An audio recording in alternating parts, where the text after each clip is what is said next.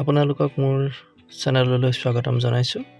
আজি মই মোৰ মুৰ্গী পোৱালিসমূহৰ তৃতীয় আৰু চতুৰ্থ দিনাৰ যতনৰ বিষয়ে আপোনালোকক ক'বলৈ লৈছোঁ।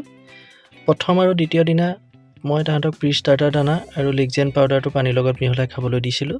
কিন্তু এতিয়া তৃতীয় আৰু চতুৰ্থ দিনা মই তাহাঁতক প্ৰি ষ্টাৰ্টাৰ দানা খাবলৈ দিছোঁ, লগতে পানীত ভিমাৰেল নামৰ যিটো মাল্টিভিটামিন, এই মাল্টিভিটামিনটো ব্যৱহাৰ কৰিছোঁ। এই মাল্টিভিটামিনটো ব্যৱহাৰ কৰাৰ ফলত তাহাঁতৰ গ্ৰ'থটো বৰ ধুনীয়া হয়। গতিকে আপোনালোকে 3 নম্বৰ আৰু 4 নম্বৰ দিনা তাহাঁতক ভিমাৰেল মাল্টিভিটামিনটো খাবলৈ দিব আৰু দানাৰ পৰিমাণ যিমান খায় সিমান দানা তেওঁলোকক খাবলৈ দিব। দানাৰ কোনো লিমিট নাথাকে, যিমানেই দানা খায় সিমানেই দানাত দি দিব, যাতে তাহাঁতি সুন্দৰকৈ খাব পাৰে। কিন্তু ব্ৰুডিঙৰ এটা কথা মন কৰিব আপোনালোকে, পোৱালিসমূহ এইদৰে খেলি থকাব লাগে প্ৰতিটো মুহূৰ্তত। তাহাঁতি যদি থুপ খাই থাকে তেতিয়াহ'লে গম পাব যে তাহাঁতৰ ঠাণ্ডা লাগিছে, আৰু যদি তাহাঁতি মুখখন মেলি থাকে তেতিয়াহ'লে গম পাব যে তাহাঁতৰ ব্ৰুডিঙত গৰমৰ পৰিমাণটো বৃদ্ধি হৈছে। গতিকে সেইটো আপোনালোকে ওপৰত যিখন কাপোৰ লগাব, এই কাপোৰখনৰ জৰিয়তে এইটো কণ্ট্ৰল কৰিব।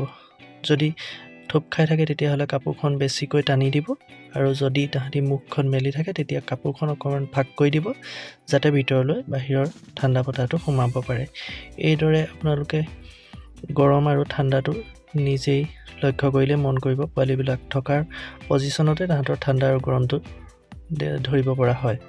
গতিকে এইদৰে আপোনালোকে ব্ৰুডিঙত ব্যৱস্থা কৰিব, তেতিয়া চাব লাহে লাহে পোৱালিবিলাকৰ গ্ৰ'থটো বৰ সুন্দৰ হৈ আহিছে। এতিয়া দেখিছে পোৱালিবিলাকে ধুনীয়াকৈ প্ৰি ষ্টাৰ্টাৰ দানা খাই আছে। গতিকে দানা যিমান খায় তাহাঁতক সিমান দানা খাবলৈ দিব।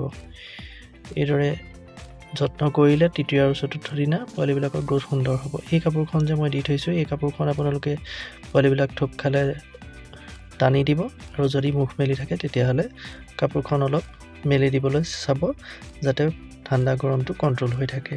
এইদৰে যত্ন লৈ চাবচোন, পোৱালিবিলাক সুন্দৰ হ'ব। ধন্যবাদ।